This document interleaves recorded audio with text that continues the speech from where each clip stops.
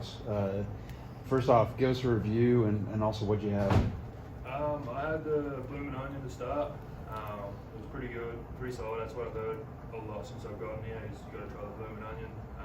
Then I had pasta with steak and shrimp, I think. And yeah, it was pretty solid. It was a good feed, something different.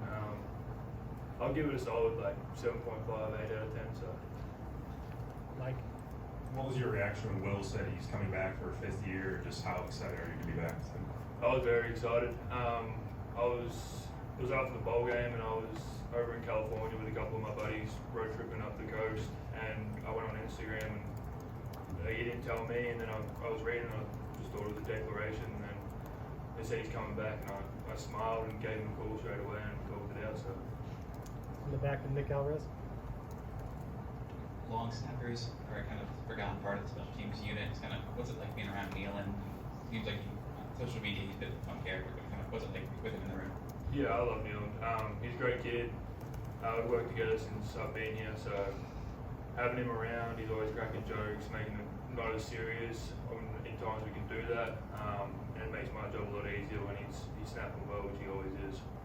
In the front, Tony. Talked with Will about just the chemistry you have to have with him. How long did it take you to kind of learn exactly how to tilt the ball, exactly the way he wants it, kind of set things up perfectly for him? Yeah, so it took me a little while. My first year when I got here, they got me down holding with every kicker. So every kick is different, as he said. So getting with Will and having Will manage as my kicker has been good, just being able to figure out where he wants the ball, how he wants it tilted towards me. So it didn't take me long once that was my focus. In the right with Charlie. Coach Saban said, when talking about you, that you've gotten more consistent each year you've been in the program. Just now going into year 3, how much more comfortable are you as a punter? I'm very comfortable now. Yeah, obviously my first year was my first time ever playing football, putting pads on, having a full live rush.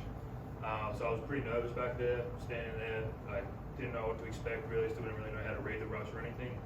And then coming into this year, I'm a lot more relaxed back there. I'm looking forward to going out there if we need to. But yeah, I'm a lot more relaxed, just trying to get my consistency there so I can just keep doing my job at a high level. Tony.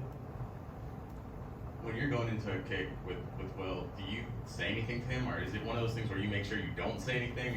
Is there a superstition there? I don't really say anything. We always just dap each other up, and then I'll get down into my hold. We just always try to have fun with it, do our job the best we can, and get out there and score some points for the team. In the back with Kyle. I would imagine you grew up playing rugby. At some point, when did it become realistic, or when did you start thinking about playing American football? So I grew up playing Australian football, so a little bit different to rugby. It's a primarily kicking base. But one of my friends from back home, when I was playing country football, he started punting with our program in Australia, Pro Kick. And he was coming down to practice with like an 8-ass dime or something, just kicking the ball up and down the field. And I looked at him and I said, that looks pretty simple. I kick a ball pretty well over here, but I trained that, and then it took me a while, and about 12 months in was when I started to get a bit of interest with schools and stuff. So then that was when it became like real that I could actually come over here and play football. In front of Kennington. Outside of comfort level with live rushes and playing with pads, what tweaks or adjustments have you made in your punting style to become more consistent? I think just really just trying to stay like parallel through it. Lots of times my freshman year and sometimes my sophomore year, my swing leg would come through and would come across my body. I'm just trying to stay through the ball and get as much purchase as I can on that football, just coming through it and shortening my steps. Just everything I can do to get the most power I can with every kick. Left with Katie. Coach Saban talked about when he was in Italy this summer, getting roll ties there, and Alabama being an international brand. Just how much in Australia is Alabama football something people are aware of, or maybe because of you have started watching? It's gotten big over there. It's always been Alabama is the biggest one over there. You don't see a lot of college football down there. It's a lot of NFL teams, but I've been home twice since being here, and I'll be wearing like an Alabama jumper or something, and someone will come down and say roll tide to me. I'm like, am I in the right country right now? Like, On the right with Charlie. Coming from Australia to Alabama in the South, have you experienced any kind of culture shock or something that's maybe surprised you? I think everyone's just a lot more nicer here, honestly. There's a lot more like manners and stuff like that. I never really, growing up, we never really say yes sir, yes ma'am, but that's become a big part of my vocabulary now. So I think just those little things, and you guys cook your food a lot different here. You like to have it all fried, so that as well is a lot different.